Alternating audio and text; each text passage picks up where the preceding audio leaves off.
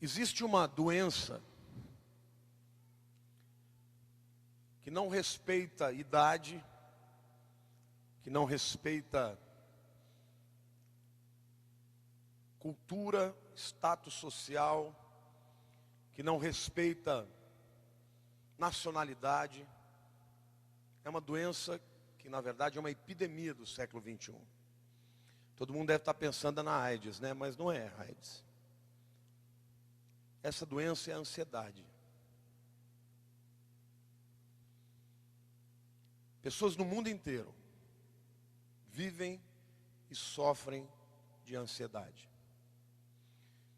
Como é que você vai saber se você tem ansiedade?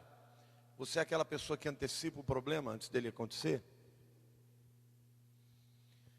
Você é aquela pessoa que sofre antes de acontecer? Então você é um ansioso. E a palavra de Deus, Jesus, certa vez falando com os discípulos, porque percebeu na vida deles muita ansiedade, ele diz assim lá em Mateus capítulo 6, nos versos 31 e 33.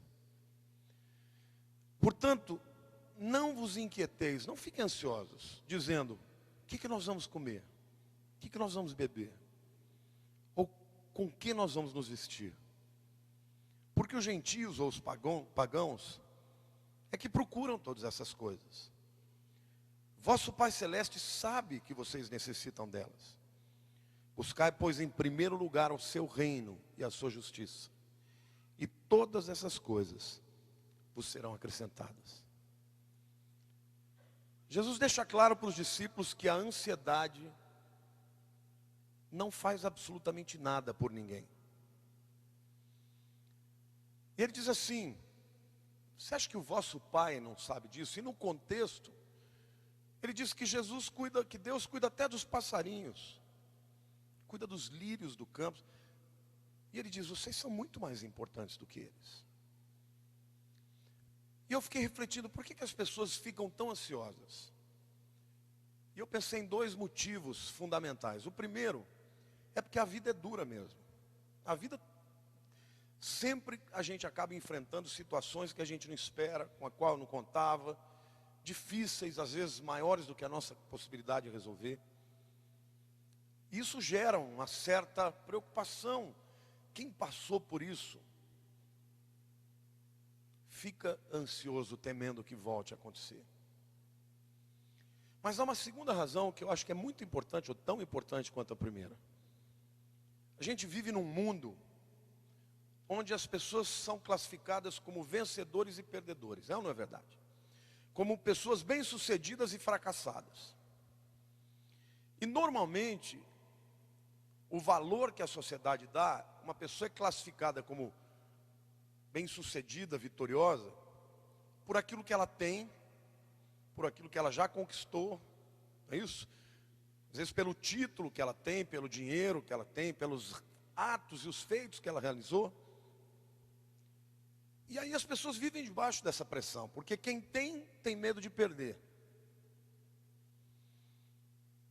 Quem não tem medo do futuro e de ser um fracassado. E a gente vê muitos crentes, filhos de Deus, com essa doença, com a ansiedade. Por quê? Porque estão debaixo de uma pressão de ter que realizar, de ter performance. Cobrança do mundo, cobrança do amigo, cobrança da família, cobrança de todo mundo. As pessoas olham, quando você conhece alguém, ela já dá o nome e já diz o que faz. Hoje eu quero dizer para você que tem um jeito mais fácil de viver. Um jeito mais abençoado. Que o grande segredo de você ser bem-sucedido, não estou dizendo que ninguém tem que trabalhar, que você não tem que fazer a tua parte. Mas há um grande segredo para alguém ser bem-sucedido. E esse segredo é simples. É a presença de Deus. É a presença de Jesus. Hoje eu quero mostrar para vocês como a presença de Jesus faz diferença. Amém? Quantos querem ouvir essa palavra e receber em nome de Jesus? Eu quero começar lendo também um texto de Gênesis, capítulo 39, versos 1 e 2, que conta a história de José.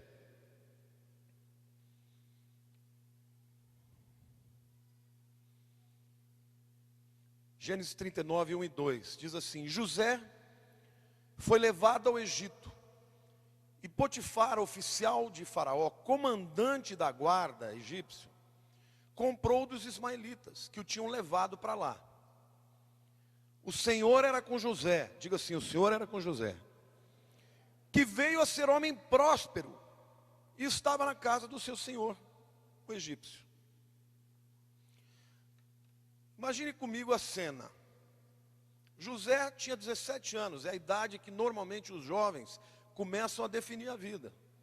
Que faculdade vão fazer, que profissão vão escolher, não é isso? E ele, que era um jovem que viveu a vida inteira debaixo do amor do pai, ele era o filho favorito de Jacó. Por causa de ciúme dos irmãos, foi vendido. Um dia foi procurar os irmãos no campo, e os irmãos jogaram ele num poço, falaram, vamos matar esse moleque, ele é muito petulante. Aí decidiram que não iam matar, venderam ele para os ismaelitas que estavam passando, que iam para o Egito, e levaram José para o Egito. Agora imagine a cena. O mercado de escravos na cidade do Cairo, um mercado enorme. José estava completamente nu, literalmente nu, porque os escravos eram expostos nus, porque eles tinham que olhar se eles tinham músculos, se tinham bons dentes, se tinham tudo. Então ele estava nu, com uma corda no pescoço, com suas mãos amarradas, não falava a língua, não conhecia ninguém, e a única pessoa na vida que ele tinha certeza que o amava, achava que ele estava morto. Qual o prognóstico de uma pessoa assim? Tem muita gente que começa a reclamar da vida e diz, eu não tive um bom estudo, eu não tive um berço na minha família, e olha para a sua vida e acha que a consequência vai viver sucesso ou fracasso por aquilo que você teve no passado. Querido, não é o passado que vai determinar o teu sucesso, é a presença de Jesus. José não tinha nada, o status dele era de escravo. E aquele homem poderoso comprou José. E o texto da palavra de Deus diz, o próprio Deus dizendo, José era um homem próspero. Não porque ele tinha alguma coisa, mas porque o Senhor era com ele. Amém ou não? Hoje eu quero dizer para você, que não adianta você ser ansioso. Se Deus estiver com você, você vai ser próspero onde você estiver. Este é um segredo que Deus falou comigo, diga ao meu povo, desafie o meu povo, porque eles estão buscando a segurança na fonte errada. E portanto, eu quero trazer algumas verdades aqui bem práticas e simples, mas que podem mudar a tua vida. A primeira verdade, querido, diga assim, não importa o que eu tenha. Diga assim, o sucesso não é resultado daquilo que eu tenho, mas de quem eu tenho. Quem você tem? Quem você tem? Quem você tem? Então você está com tudo. Olha para o teu irmão e diga, você está com tudo, meu irmão. Você está com tudo.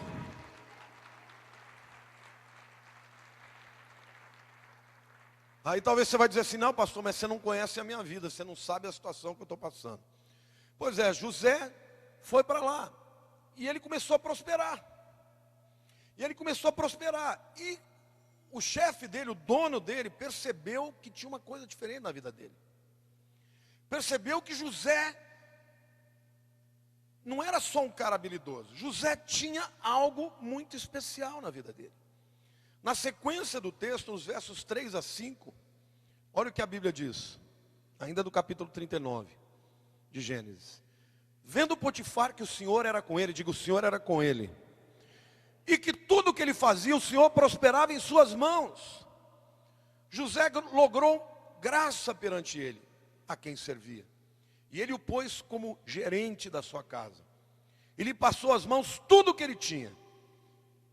E disse, e desde que o fizera mordomo da sua casa e sobre tudo que tinha, o Senhor abençoou a casa do egípcio, por amor de José. E a bênção do Senhor estava sobre tudo o que tinha, tanto em casa quanto no campo. Agora o interessante, que a Bíblia não fala que Potifar percebeu como ele era inteligente. Não fala isso. A Bíblia não fala que Potifar percebeu como ele era capaz, como ele era trabalhador. Não fala nada disso. A Bíblia diz que Potifar, um pagão, percebeu que o Senhor era com ele. E tudo que ele botava a mão prosperava. Querido, eu quero dizer para você que você pode ser trabalhador e deve ser trabalhador. É uma qualidade. Mas eu quero dizer que existe uma outra dimensão, um outro patamar de prosperidade que não é a força do homem que vai te dar, que é a presença de Deus. Que quando alguém tem a presença de Deus, cultiva a presença de Deus na sua vida, onde puser a mão vai prosperar. E até os ímpios vão olhar e falar, o que está acontecendo? Esse cara tem alguma coisa com o homem lá de cima. E a Bíblia diz que ele percebeu que ele prosperava no campo e na casa. E eu fiquei imaginando, que a Bíblia não diz especificamente, eu falei, o que será que ele fazia no campo? Bom, o Egito é um lugar seco, então eles tinham que cavar poços. Potifar tinha muitos trabalhadores. Todo mundo fazia poço. Eu garanto para você que o poço de José saía mais água. O que acontecia, eu não sei. Eu não sei se Deus dirigia ele para furar onde tinha água, ou se Deus mudava os lençóis freáticos para chegar onde ele estava. Mas onde ele furava, a água saía. Talvez, e muito provavelmente, ele também plantava. Mas os outros também plantavam. Mas aonde ele plantava, a colheita era melhor. E o Potifar começou a olhar, falou, esse rapaz aí, ele tem alguma coisa lá com o homem do alto. Em casa, muito provavelmente Potifar tinha filhos e José cuidava deles. Talvez eles ficassem doentes e José intercedia e eles eram curados. E Potifar percebeu que tudo que José fazia prosperava, porque percebeu que o Senhor era com ele. Diga assim, se o Senhor estiver comigo, mesmo que eu não tenha nada, hoje é uma questão de tempo, porque Ele vai me abençoar. Você crê nisso ou não? Querido, pode crer, porque a palavra de Deus diz isso para você. Jesus disse, eu vim para que tenham vida, e tenham vida em abundância. Deus não promete que você não vai passar por dificuldade, Deus não promete que não vai passar por momento de dureza. Porque José, a hora que ele começou a prosperar, que ele já era o chefe da casa do Potifar, a mulher de Potifar se engraçou com ele. E eu vou te prometer uma coisa, ela era bonita, ela não era feia. Diga assim, a mulher de Potifar era bonita. Diga, ela não era feia, eu te prometo isso. Sabe por quê? Por uma verdade simples, desde aquele tempo quem tinha dinheiro escolhia as mulheres mais bonitas. Certamente ela era jovem. E José era jovem. E Potifar já devia ter passado dos 70. Ou dos 60. Se você já passou dos 60, não vá atrás de uma mulher jovem. Porque ela não vai ficar com você por causa dos seus cabelos. Vai ficar com você por causa da sua grana. Eu olho para o Ramon, meu genro, né, bonitão. Lucas, vem cá, Lucas. Ramon, vem cá. Chega aqui. Só que agora ele está comprometido, tá? Não adianta. Vem cá, ele está com vergonha, mas eu quero mostrar qual a diferença que a idade faz. Você acha que uma menina de 20 vai querer um cara como eu ou como que ele? Obrigado. Não tem acordo, meu querido. Bom, a verdade é que ela ficou em cima dele e a Bíblia diz que era de noite. E ele foi fiel a Deus. Sabe o que aconteceu? Ela perdeu a linha. Foi lá e falou para o marido que ele tinha atacado ela. Sabe o que aconteceu com José? Cadeia. Tem muito crente que quando começa a passar por esses momentos, começa a brigar com Deus. Ai, Deus, eu sou fiel ao Senhor, por que está acontecendo comigo? Mas não foi isso que aconteceu na vida de José. A Bíblia diz que José foi para a cadeia, ele não murmurou, continuou fiel a Deus. E a Bíblia diz que o Senhor era com ele na cadeia. E lá na cadeia ele começou a prosperar também. Diga para o teu irmão do lado, se Jesus estiver com você, meu irmão, você vai prosperar. Até na cadeia ele começou a mandar. E não era do PCC, tá? Diga assim, o meu sucesso não depende do que eu tenho, mas de quem eu tenho. E querido, talvez você esteja olhando e dizer, ah, pastor, isso é bonito, é filosofia. Não, é verdade. Você pode ter hoje e amanhã não ter. A vida, as coisas são passageiras. Saúde você tem um dia, amanhã não tem. As coisas na vida são passageiras. A única coisa que não é passageira na tua vida é a presença de Jesus. Ele disse, eu estarei convosco todos os dias, até a consumação dos séculos. Então a tua segurança não pode ser nas coisas. A tua segurança tem que ser na presença de Deus. E José sabia disso. Passou por muitos anos e lutas. Até o momento que ele estava lá no calabouço e milagrosamente Deus arrancou ele de lá. E botou ele como número 1 no Egito para comandar de maneira milagrosa. Se você estiver na presença de Deus, pode demorar, mas Deus vai abrir a porta. Deus vai arrombar a porta e as bênçãos fluirão na tua vida. Amém? Essa é a primeira verdade que o Senhor tem para você. Diga assim, o meu sucesso não depende daquilo que eu tenho, mas de quem eu tenho. Quem você tem? Quem você tem? Quem você tem? Querido, se Jesus é com você, você vai ser bem-sucedido. Amém? A segunda verdade, portanto, que eu quero trazer para reforçar, diga assim, a presença de Jesus vai trazer sucesso para a minha vida. Não tem como, não tem acordo. Eu quero ler um texto para vocês para mostrar como o propósito de Jesus é dar vitória para aqueles que estão com ele. Mateus capítulo 1, os versos 21 e 23 até 23 diz assim: ela dará à luz, está falando de Maria, um filho, e lhe porás o nome de Jesus, porque ele salvará o seu povo dos seus pecados. Ora, tudo isso aconteceu para que se cumprisse o que fora dito pelo Senhor por intermédio do profeta. Eis que a virgem conceberá e dará à luz a um filho, e ele será chamado pelo nome de Emanuel, que quer dizer Deus conosco. A Bíblia está dizendo que havia uma profecia a respeito de Jesus, que falava da sua missão e do seu destino. Em primeiro lugar, o nome dele, e este nome determina a sua missão, é Jesus. E Jesus, no hebraico, Yoshua, significa salvação de Javé. Deixa eu perguntar uma coisa, se o Javé, o Jeová salvar, alguém pode impedir? Vocês acham que Jesus tem poder para salvar o pecador? Tem ou não tem? E quando ele fala que ele salvará o seu povo dos seus pecados, não fala só do inferno, não. Está falando da consequência do pecado. Há algumas consequências que o pecado traz: enfermidade, separação, dor. Não é isso? Infelicidade. Quantas pessoas têm dinheiro, mas não têm alegria? Os filhos estão nas drogas. Tem um buraco dentro de si. Vai encher a cara porque não tem um buraco, nada pode preencher. Uma pessoa dessa é bem sucedida?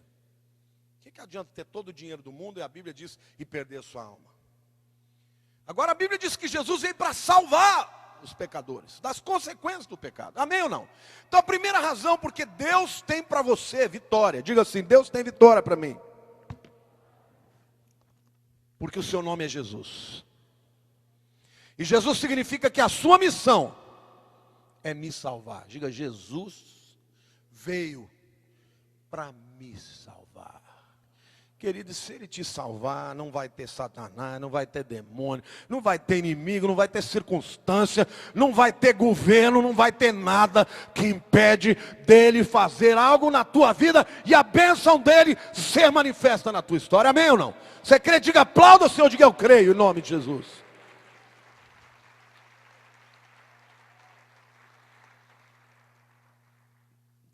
Mas o texto continua dizendo que Ele chamaria também Emanuel. E Emanuel é Deus conosco. Diga presença. Diga presença. Sabe para que Jesus veio para o mundo? Para ficar pertinho de nós. Deus estava no céu, Ele era tão poderoso, e a gente é que nem você vê uma formiga. De vez em quando você dá uma escapada e pisa nela. Deus Todo-Poderoso mandou seu Filho Jesus se transformar um homem para ficar perto de nós. Por isso é Deus conosco. Agora isso não é só filosófico não. Para o povo de Israel isso era muito prático. Você sabia que toda vez que Deus entrava numa batalha, diga assim, toda vez. Diga toda vez. Diga assim, nenhumazinha ficou fora desse axioma. Diga assim, toda vez que Deus estava na batalha, o povo vencia. Não tem essa história de Deus entrar na tua vitória, na tua vida, na tua guerra e, bom, pode ser que a gente ganhe uma e perca a outra.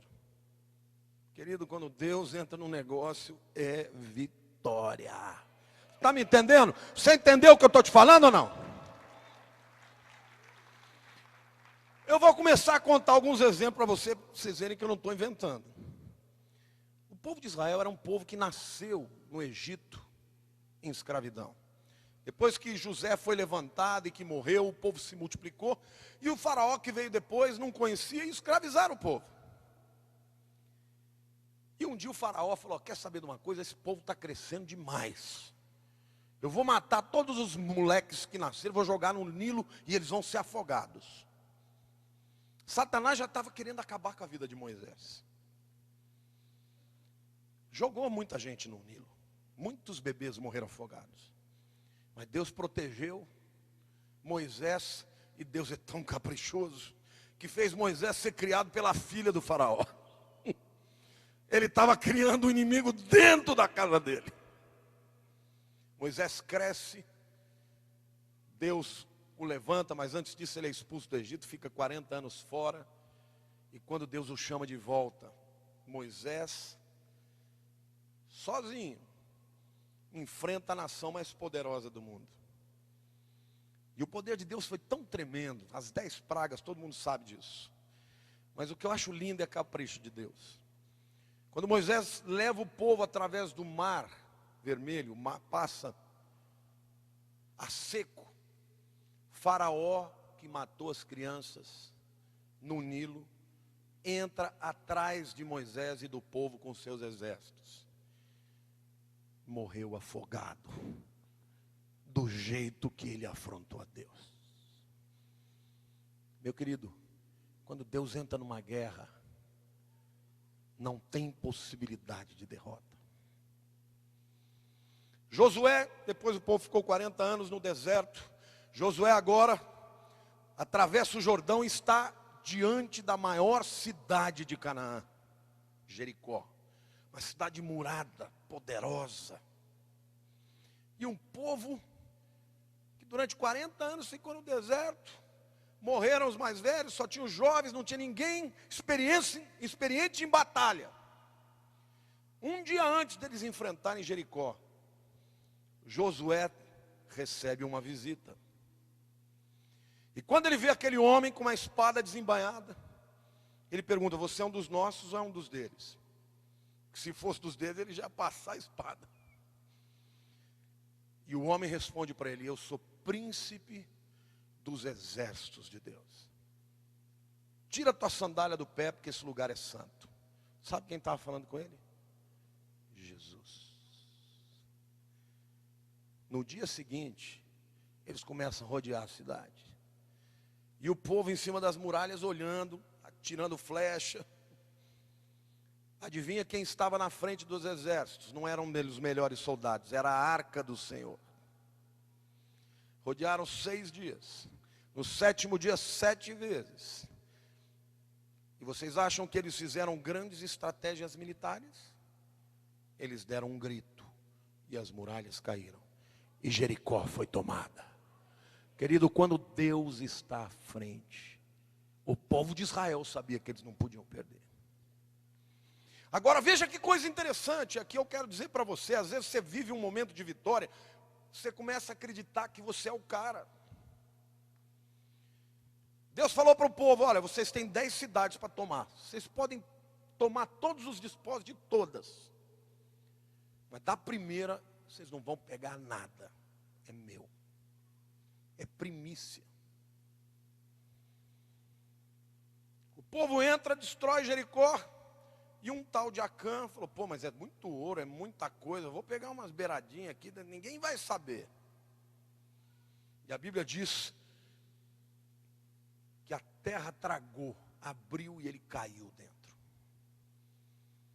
Em seguida o povo vai lutar contra uma outra cidadezinha muito menor do que Jericó. Pouca gente, então eles estavam achando que eles eram os tais.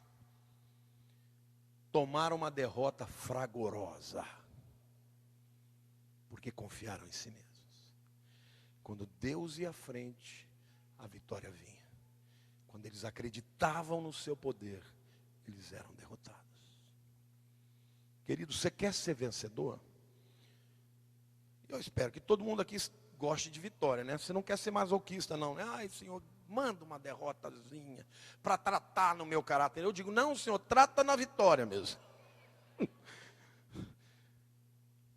Então Deus está dizendo para você hoje: não confie no seu próprio entendimento, na sua própria capacidade. Sempre vai haver um inimigo mais forte, mas se Deus estiver com você, você vai ser mais do que vencedor. Amém ou não? Esta é a palavra de Deus. Toda vez que o povo de Israel enfrentou exércitos poderosos e Deus à frente deles, eles venceram. Quando Gideão foi enfrentar os midianitas, Gideão reúne o povo. Deus falou: Gideão, tem muita gente aí. Se você vencer os midianitas com esse povão aí, eles vão achar que vocês venceram porque vocês são bons. Eu quero hoje pouca gente. E foi vendo a seleção, caiu para 300. Queridos, com 300, Deus deu a vitória contra os midianitas. Contra milhares, porque Deus era com eles. A presença de Deus vai te dar vitória. Se você está ansioso, é porque você está achando que Deus não está com você. Mas Jesus te prometeu, Ele é Emanuel. Diga: Ele é Emanuel. Se Satanás vier soprar no teu ouvido: não, ele não está nem aí com os seus problemas. Diga: não, Ele é Emanuel. E Emanuel é Deus comigo. Amém? Diga: Jesus está comigo. E Ele prometeu: estarei convosco todos os dias, até a consumação dos séculos. Amém ou não? Não vai ter um dia que Ele não vai estar. Vai estar no dia bom, vai estar no dia mau, vai estar na hora da dificuldade, e Ele vai estar com você. Portanto, se Jesus estiver conosco, certamente nós vamos ter vitória. Amém?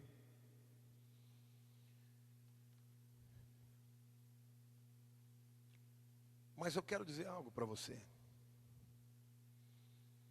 Essa é a parte dele. Quando Jesus morreu, 2 discípulos ficaram extremamente decepcionados. E começaram a sair de Jerusalém em direção a Emaús. E eles começaram a andar e ir embora, tristes, conversando. De repente entra uma pessoa no meio. E começa a conversar. Mas o que está acontecendo? Por que vocês estão tristes? E se fosse hoje eles teriam dito: escuta, meu irmão, em que planeta você vive? Você não está sabendo de Jesus de Nazaré, que deveria ser o libertador de Israel, o rei, ele morreu. E Jesus começa a falar com eles, a pregar a palavra. Ele não disse: sou eu, estou aqui vivo. Sabe por quê? Porque ele queria que eles sentissem a presença dele quando ele ministrava a palavra. Jesus podia aparecer para você na hora do problema, você falar: agora eu vou vencer. Não, ele quer que você abra a palavra e que o teu coração comece a arder quando você lê a palavra e as promessas dele. E ele então começou a ministrar para eles, e eles começaram a ficar cheios do Espírito Santo. E aí eles sentaram e começaram a comer. Não, Jesus, fica aqui com a gente. Jesus não, porque eles não tinham descoberto ainda. Quando Jesus partiu o pão do jeito que ele partia, eles descobriram. Aí eles comentaram: era por isso que o nosso coração ardia. Era o Senhor. Querido, Jesus está com você.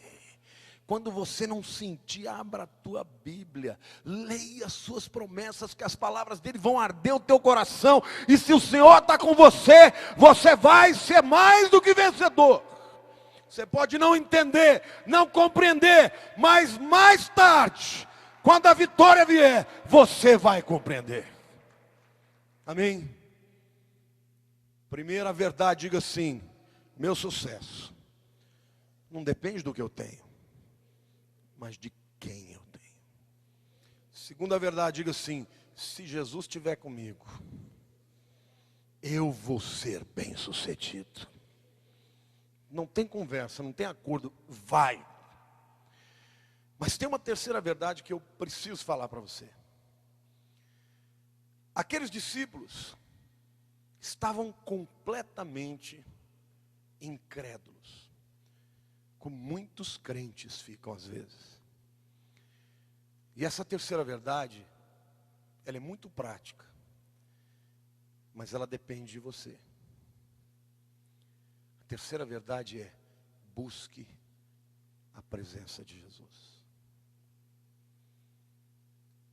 Busque a presença de Jesus. Porque Ele está com você. Mas você precisa crer. Você precisa sentir. Na hora da luta, você tem que sentir que Ele está do teu lado. E como que você vai sentir? Buscando a Ele. E eu quero falar de algumas situações nas quais você devia buscar e deve buscar Jesus. A primeira situação: busca Jesus quando você não sente. Você já teve algum dia que você levantou e falou: não é possível, Deus não está nem aí comigo? Já sentiu assim? Poxa, como vocês são espirituais, eu já senti muitas vezes.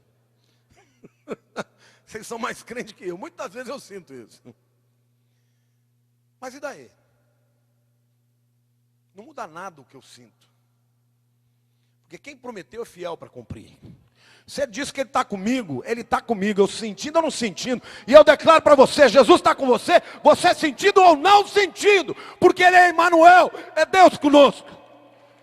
E Ele diz que Ele vai estar com você todos os dias, até o fim. Então a hora de procurar Jesus é a hora que você não sente. Olha para o teu irmão, cutuca ele e fala assim: você não está sentindo?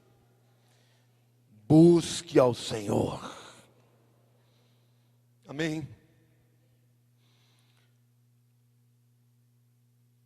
A segunda situação que você deve buscar a Deus é quando você estiver em pecado. Quem é que já andou torto? É porque tem umas pessoas aí que acham que são retas, que nunca deram uma desviada. Sabe, irmão? Todo mundo faz umas curvas de vez em quando. Mas eu quero dizer para você, Quando a pessoa comete um erro, a primeira coisa, o mesmo inimigo que lança a tentação é o inimigo que acusa. Ele vem, faz a proposta, te seduz, cria a situação, você está que nem bobo lá. Não percebe de onde vem. Aí depois que você cai, ele fala, tonto, crentezinho, o que está fazendo aí? Sai da igreja, rapaz, hipócrita.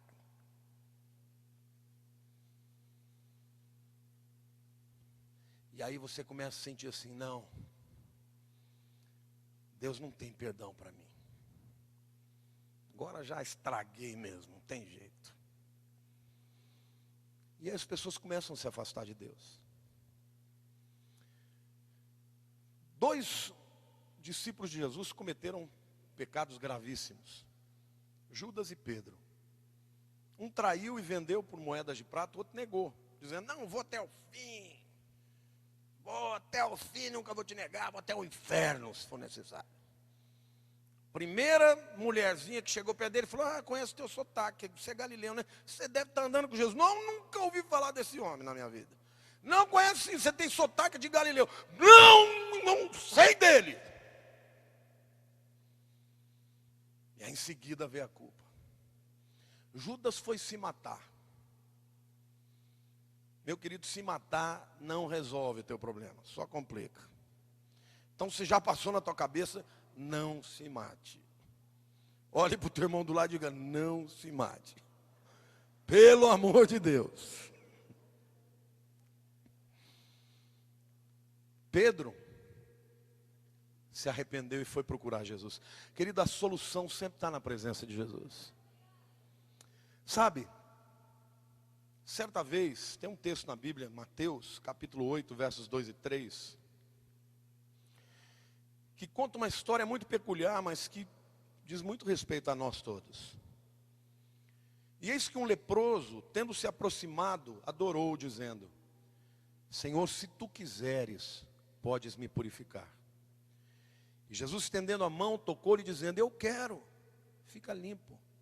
E imediatamente ele ficou limpo da sua lepra. Quantos aqui acham que Deus tem poder para curar a lepra? Quantos aqui acham que Deus tem problema para resolver um problema financeiro? Quantos aqui acham que Deus tem poder para restaurar um casamento? Vocês têm poder? Acham que Deus tem poder para isso? Diga glória a Deus. Vantagem nenhuma. A Bíblia diz que até o diabo crê e teme. Não adianta crer. Esse jovem crê, não adianta crer que ele pode. Esse jovem chegou perto de Jesus e falou, eu sei que o senhor pode. Mas se o senhor quiser, o senhor pode me curar. Ele cria que Jesus podia. Mas ele não tinha certeza que Jesus queria. Todos vocês dizem, e eu acredito que vocês creem, que Jesus pode resolver o seu problema. Pode ou não pode? Mas você crê que Ele quer? Está vendo? A tua situação é igualzinha daquele homem. Aliás, a situação dele, ele era um leproso.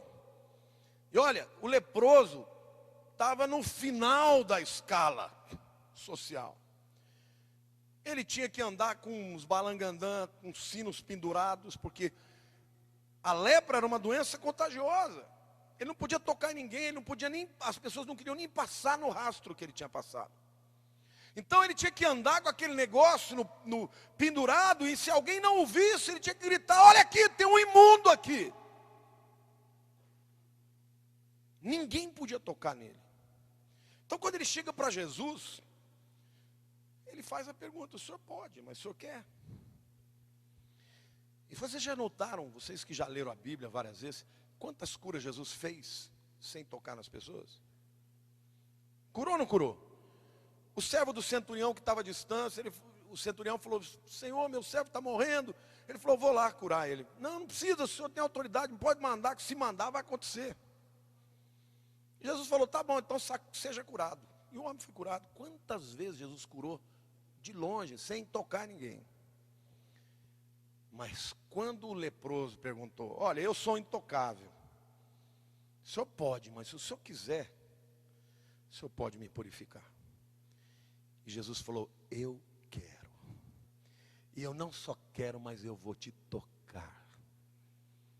E imediatamente ele foi limpo. Querido, não importa o tamanho do seu pecado, Jesus quer te tocar. E Ele quer te limpar. E Ele quer te purificar.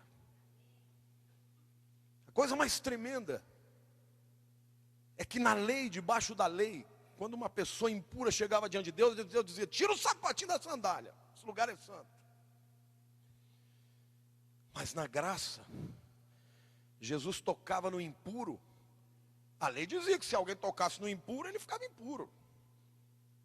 Mas sabe o que eu quero te dizer, meu querido? Que Jesus é tão poderoso que ele sendo puro, ele toca na impureza. E a impureza passa e ele continua puro. Amém? No mundo é exatamente o contrário. A pessoa está gripada, começa a tossir, você sai, já vira o rosto. Fala, não quero pegar esse gripe. Porque o mal contamina o bem. Mas quando Jesus está na presença de alguém, quando você está na presença de Jesus, o mal não vai te contaminar, mas o bem dele na tua vida vai tocar e vai purificar a tua impureza. Amém ou não? Deus quer fazer isso na tua história, meu querido. Deus quer mudar a tua história. Então diga assim, eu vou buscar a presença de Jesus. Quando eu sentir e quando eu não sentir. Diga, eu vou buscar a presença de Jesus. Quando eu estiver em santidade e quando eu escorregar. Digo, o inimigo não vai me roubar, não. Não vai me tirar da presença do Senhor. O lugar do pecador é na igreja. Não é lá fora.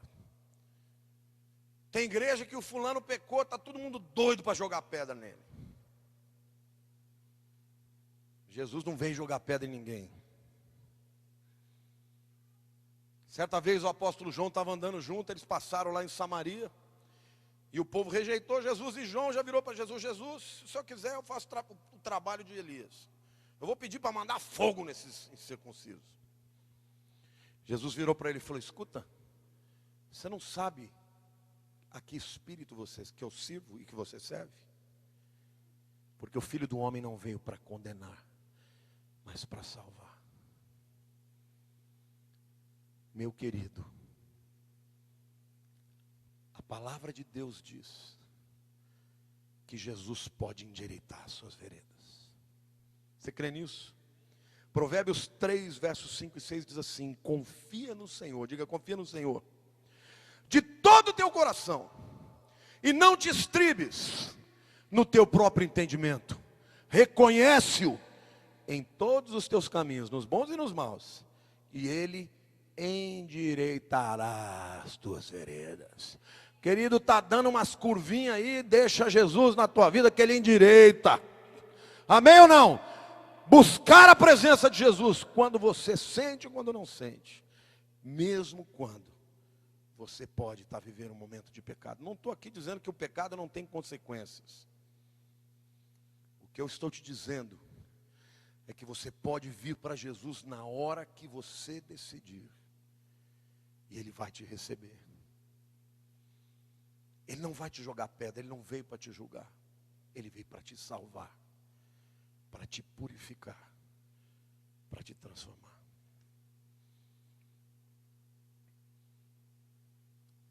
Mas há um terceiro momento, que é muito importante você saber, que é a hora de buscar Jesus.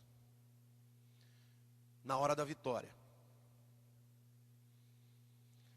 Porque não tem muita gente que na hora que está lá andrajoso, só tomando piaba do diabo, e que está, Senhor, me abençoa, porque quando abençoar eu vou ser uma bênção, eu vou ser crente, eu vou ofertar, eu vou ficar na tua presença, e começa a ganhar dinheiro, já começa...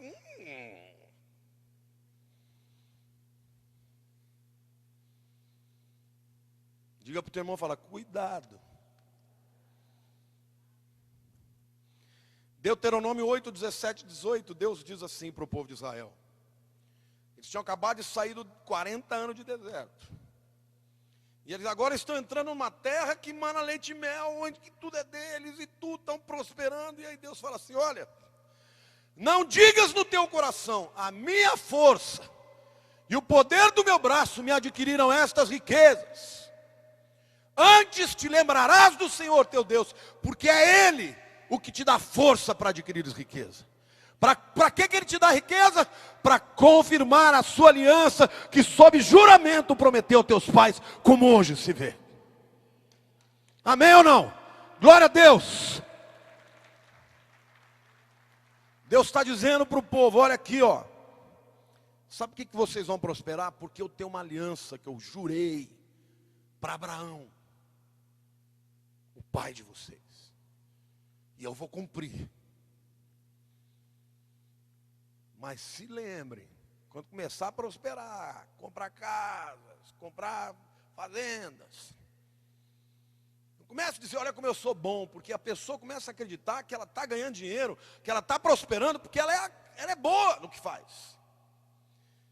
E Deus está dizendo: você pode ser muito bom, mas é a minha bênção na tua vida que está fazendo isso. Então, meu querido, não tem hora melhor de você buscar a presença de Deus do que na hora da prosperidade. Porque aí a tua prosperidade será multiplicada. Deus não tem prazer em disciplinar ninguém não, mas Deus gosta mais de você do que o que Ele te deu. Se Deus olha para um filho e fala assim: ele vai continuar na minha presença, sendo muito próspero, ele vai encher você de prosperidade. Mas se ele achar que o dinheiro vai te atrapalhar, ele vai tirar tudo. Porque ele prefere você com ele, sem dinheiro, vivendo naquela dimensão do maná. Come hoje e ora para chegar amanhã. Do que na dimensão onde você tem tudo e você se esquece que a gente tem que depender dele para todo dia. Quando Jesus ensinou a oração: Pai nosso que está no céu, santificado seja o teu nome. Venha o teu reino, seja feita a tua vontade na terra como é feita nos céus. O pão nosso do ano inteiro nos dá hoje, é isso? De cada dia. Querido, pode estar sobrando na tua vida, mas continua pedindo para amanhã, porque é Ele que te deu. A presença de Deus é que garante uma vida de sucesso. Eu quero terminar essa palavra lendo um texto, um salmo lindo. Aliás, os salmos falam de todas as situações que um crente pode passar. Fala da vitória, fala da tristeza, da dúvida, da ansiedade, de tudo que passa. Ele escrevia e no fim acabava louvando a Deus. Mas ele diz assim: alegra-se, pois, o meu coração, e o meu espírito exulta, até o meu corpo repousará seguro, pois não deixarás a minha alma na morte, nem permitirás que o teu santo veja corrupção. Tu me farás ver os caminhos da vida. E aí ele diz: na tua presença, diga na tua presença, a plenitude de alegria. Diga na tua destra, delícias perpetuamente. Salmo 16, os versículos 9 a 11. A presença de Deus, de Jesus, traz plenitude, traz alegria, traz paz, traz descanso. Deus quer que você descanse. Vai ter momentos de luta, claro. O mundo é uma guerra. Mas uma coisa é você guerrear achando que você vai lutar por sua conta. Outra coisa é você saber que Deus está do teu lado e que vai chegar uma hora que Ele vai levantar a mão e falar: agora basta. E os demônios vão fugir que nem o diabo da cruz. O teu problema, a sua luta, tem prazo de validade. Porque a graça de Deus, ela se renova na tua vida. Jesus diz no livro de Hebreus: eu nunca te deixarei, jamais te abandonarei. Ele está com você quando você está no abismo, quando você está no alto monte. Querido, não pense que a tua vitória depende das circunstâncias. Deus é com você. Feche os seus olhos agora.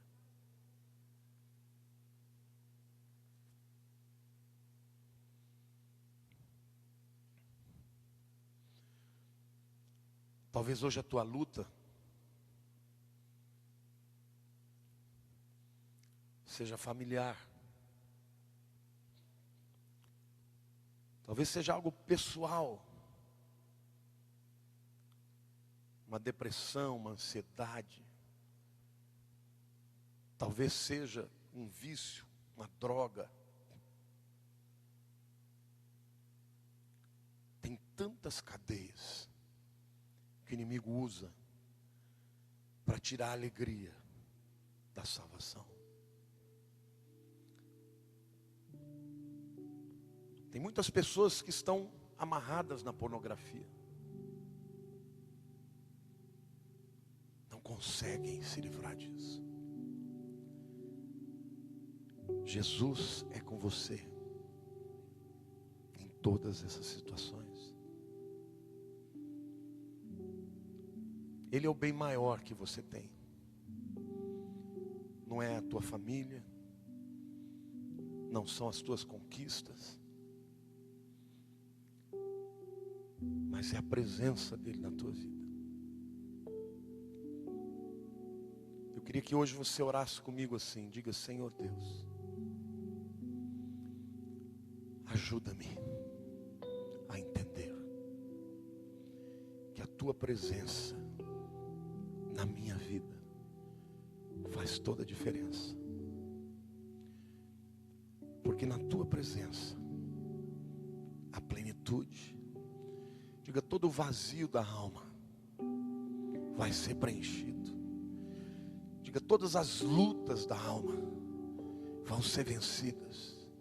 Diga: Senhor, minhas lutas financeiras, minhas lutas profissionais, as lutas na família, diga, minha saúde, tudo isso, o Senhor tem vitória para mim.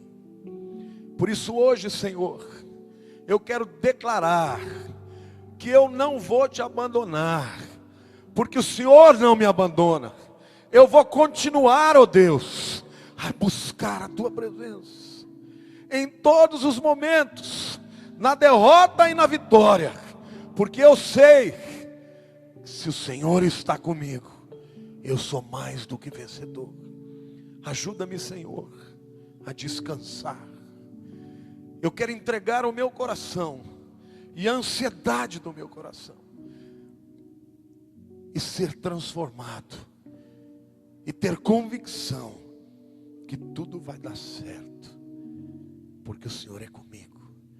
Perdoa-me, Senhor, porque quando eu estou distante de Ti, eu me rebelo, eu tenho vontade de me afastar.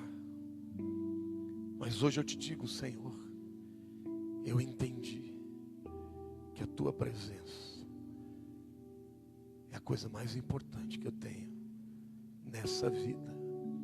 E eu nunca vou te abandonar, porque o Senhor nunca me abandonou. Eu entrego a minha vida, meus problemas. Ajuda-me, Senhor, a vencer os pecados. Ajuda-me, Senhor, a caminhar para a tua presença. Eu recebo o toque do Senhor, que me purifica, que me liberta, que me cura. E, Senhor, eu creio que a vitória que o Senhor tem para mim vai ser vista por aqueles que estão perto de mim, e eles vão reconhecer o teu favor na minha história, em nome de Jesus, para a glória do teu nome. Amém. Aleluia.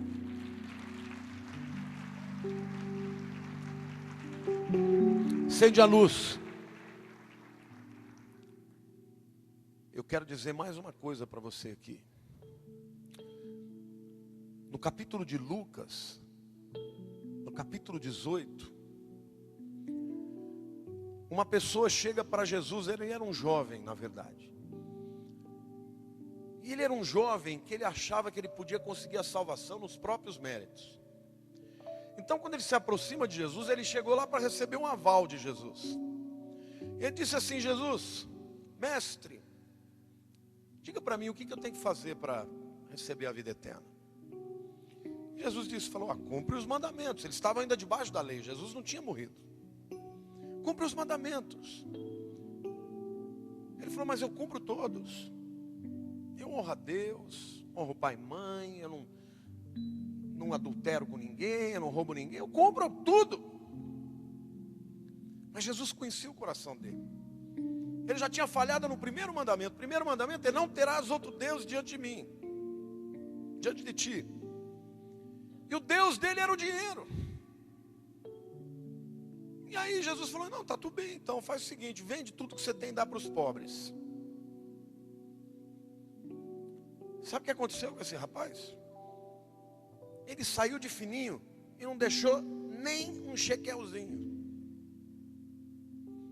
Porque o Deus dele era o dinheiro. Ele queria conquistar a salvação pela própria vida dele, pelo esforço dele. E Jesus deixou claro: não dá. E eu digo para você, não dá para nenhum de nós aqui. Mas no capítulo seguinte, existe uma história exatamente contrária a essa. Jesus entra em Jericó, e lá tinha um cara mais bandido da cidade, ladrão, traía a sua própria pátria, cobrava os impostos absurdamente para os romanos e ficava com boa parte desse imposto para ele. Enriqueceu pra caramba, chamado Zaqueu. Certamente Zaqueu, ele representa a figura de alguns políticos aí. Só que tem uma coisa, ele sabia que ele não valia nada. E quando Jesus entra na cidade, ele era baixinho, e ele sobe numa árvore para ver Jesus passar. E Jesus, percebendo o quanto ele queria a presença dele, ele disse: Zaqueu, desce depressa, porque eu vou na tua casa hoje. Veja o que é a pessoa desejar a presença de Jesus. O primeiro não foi procurar Jesus porque queria Jesus. Ele queria que Jesus disse: não, você é o máximo, vai sua santidade. Jesus falou: não, você está perdido, teu Deus é dinheiro. Ele foi embora sem deixar um shekelzinho sequer. Mas Zaqueu, a conversa não teve nada a ver com dinheiro. E quando Jesus entra na casa dele, ele ficou tão impactado. Jesus falou assim: hoje entrou salvação nessa casa. E Zaqueu disse assim: Senhor, eu sou um pecador, eu sei que eu roubei muita gente, mas eu estou disposto, por causa desse perdão que o Senhor está me dando, a dar 4 vezes mais do que eu roubei de qualquer pessoa. Quando a pessoa está debaixo da graça, ela não precisa ninguém fazer apelo financeiro, ela vai lá e quer dar. Quando ela acha: não, eu conquistei com meu esforço, ela bota a mão no bolso, costura o bolso. Sabe por quê? Porque ela acha que ela conquistou. O segredo de agradar a Jesus é chegar diante dele reconhecendo quem nós somos. E sabe o que nós somos, queridos? Nós somos pecadores. Eu não estou dizendo que vocês são pessoas ruins, vocês são pessoas ótimas. Mas ai dos 5 minutos. É porque a pessoa é uma bênção, mas quando dá os 5 minutos dela, ela vira um demônio. É assim com você ou não é? É ou não é? Então quando chegar na presença de Jesus, chega bem pianinho. Chega lá e fala: Jesus, eu sei que eu não mereço, mas eu quero a tua presença. Eu sinto falta da tua presença. Fica comigo. Muda a minha vida. Me aceita, Senhor. E aí ele vai dizer: hoje entrou salvação na tua casa. Deus tem salvação para você.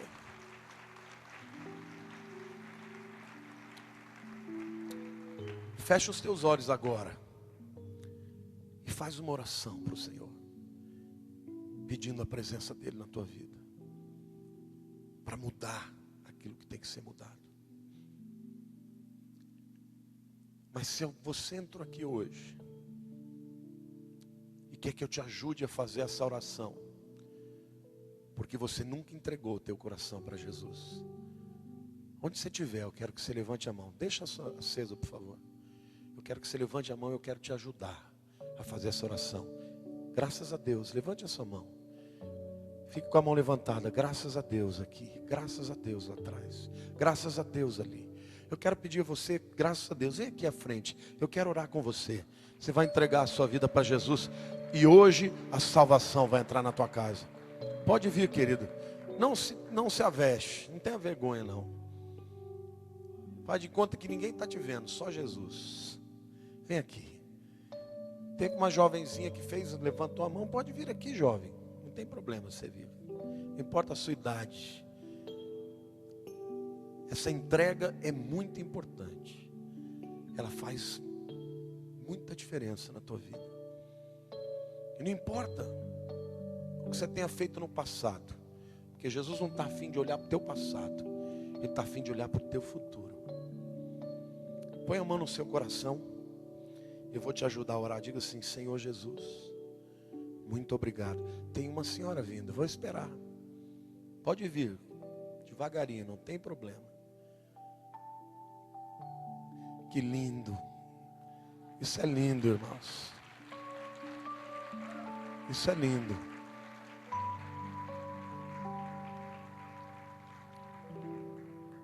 E eu sei que Deus vai ouvir o seu pedido, minha querida. E os seus também. Então põe a mão no seu coração.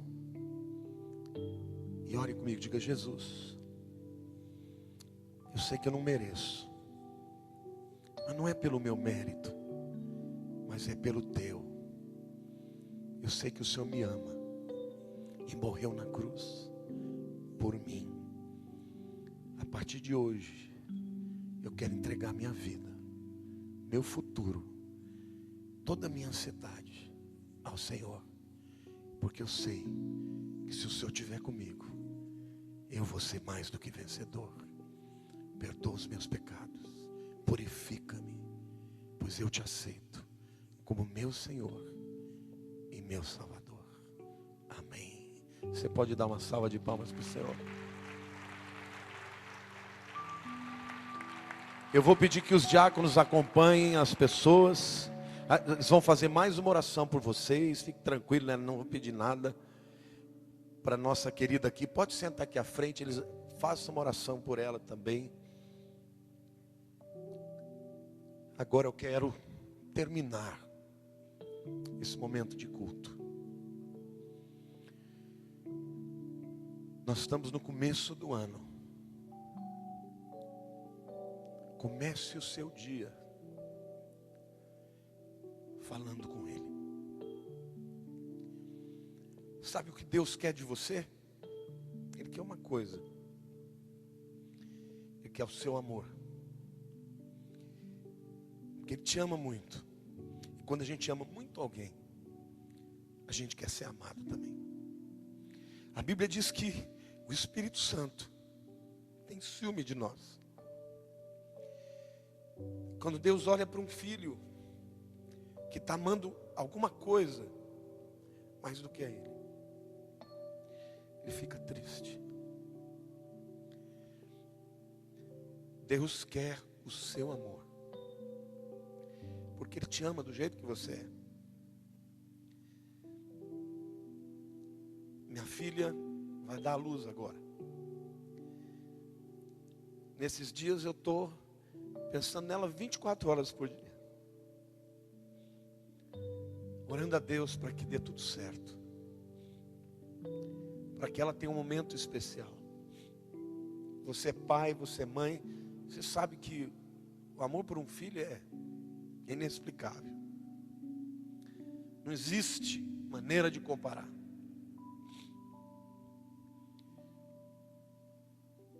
Se eu sou humano, se eu sou pecador, tantas vezes errei com ela,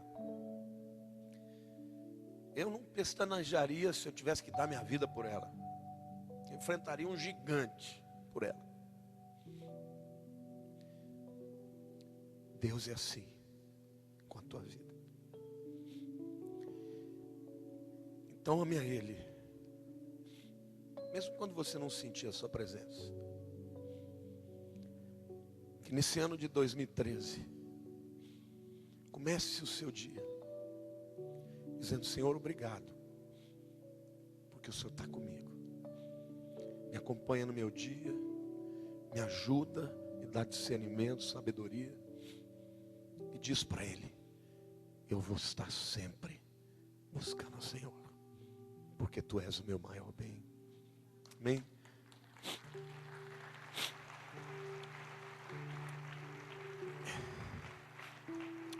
Feche os seus olhos agora, eu quero terminar orando por você.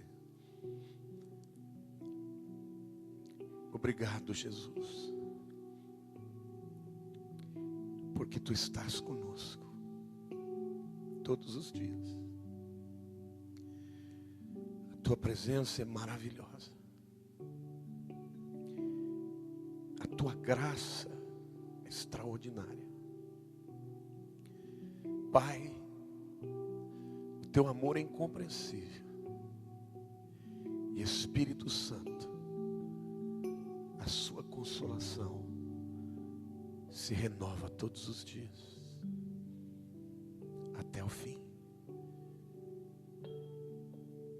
Guarda o Teu povo e traz de norte a sul, de leste a oeste, todos aqueles que ainda não entenderam o quão amados eles são. Traz pela mão dos Teus filhos, usa-os num convite, usa-os num momento de dor, para que o Teu amor seja manifesto através de nós. E muito obrigado, porque o Senhor nunca nos deixará, jamais nos abandonará. Amém.